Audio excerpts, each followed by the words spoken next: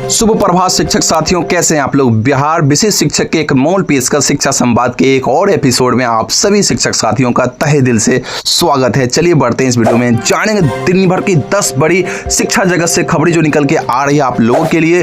पहली खबर निकल के आ रही है जो कि विभाग ने काउंसलिंग की लेटर जारी की, उसमें 2 बातों पर कंफ्यूजन पैदा हो चुका है। पहली है शिक्षकों की वरीयता की मामला है, जहां पे विभाग ने बताया कि विद्यालय ज्वाइन करने के बाद ही आपको उसी आधार को मान के आपका वरीयता दी जाएगी। लेकिन कंफ्यूजन ये है कि किस विद्यालय की बात हुई थी, जो पहले से विद्यालय ज्वाइन की हुई उसकी, या फिर नए विद्यालय जो ज्वाइन करेंगे इस पर विभाग को जल्द से जल्द क्लियरिटी देनी चाहिए। दूसरी बात, यहाँ पे मूल प्रवेश पत्र की जो मांग की है वो बिल्कुल ही गलत है। आपने पहले ही से जमा करा रखा है तो आप उसकी छाया प्रति ही मांगे, या फिर आप के पास तो ऑलरेडी है तो इसकी बात ही खत्म कर दीजिए। तो ये कुछ अपडेट है जो कि आपके काउंसलिंग से निकल के आ रही है, और इस पर जैसे ही कोई विभाग आदेश देती है मैं आपको इन्फॉर्म कर दूंगा अगली वीडियो में। फिलहाल हम लोग आगे बढ़ते हैं और डिस्कस करते हैं दूसरा मामला यह है कि जो नियोजित शिक्षक पास किए थे सक्षमता परीक्षा, उनको प्रथम जिला नहीं मिला था या गृह जिले नहीं मिला, तो उनके लिए बीएससीबी ने आवेदन लिया था, लेकिन अभी तक उस पर कोई कार्रवाई नहीं हुई। शिक्षकों की बड़ी मांग है कि जल्द से जल्द उस पर कार्रवाई की जाए। अगली खबर निकल के आ रही है, शिक्षा विभाग ने ई शिक्षा कोर्स पोर्टल पर सरकारी स्कूल के साथ साथ निजी स्कूल और कोचिंग के विद्यार्थियों की भी सूची दर्ज करने का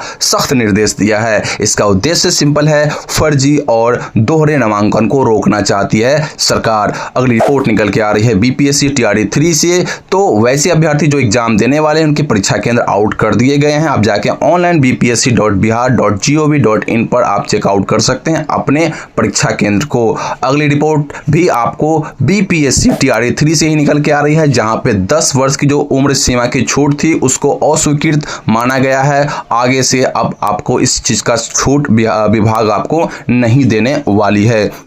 इस बात को ध्यान रखते हुए आगे बढ़ते हैं। एक और अपडेट है टीआरई 3 से, कदाचार की स्थिति में आपको आगामी 5 वर्ष के लिए परीक्षा से वंचित की जाएगी। साथ ही भ्रामक अफवाह फैलाने की स्थिति में भी आपको 3 वर्षों के लिए परीक्षा से वंचित कर दी जाएगी। तो इससे आप लोग बच के रहिएगा, इस बात को ध्यान रखिएगा। अगली रिपोर्ट निकल के आ रही जवाहर नवोदय विद्यालय के लिए सत्र 2025-26 में कक्षा 6 में प्रवेश लेने के लिए प्रवेश परीक्षा हेतु जो सूचना जारी हो चुकी है, ऑनलाइन आवेदन शुरू हो चुकी है। आवेदन की जो अंतिम तिथि है वो 16 सितंबर 2024 रखा गया है। अगली रिपोर्ट निकल के आ रही है डीएलएड मेरिट सूची के अकॉर्डिंग इस मेरिट सूची को भी जारी कर दी गई है। अभ्यर्थी अब जाके आप चेकआउट कर सकते हैं अपनी पहली सूची को www.dledbihar.com पर, आपको वहां पे मिल जाएगी। अगली रिपोर्ट निकल के आ रही है बिहार स्टेट की, तो बिहार स्टेट की जो है आंसर की जारी कर दी गई है, आप जाके चेकआउट कर सकते हैं।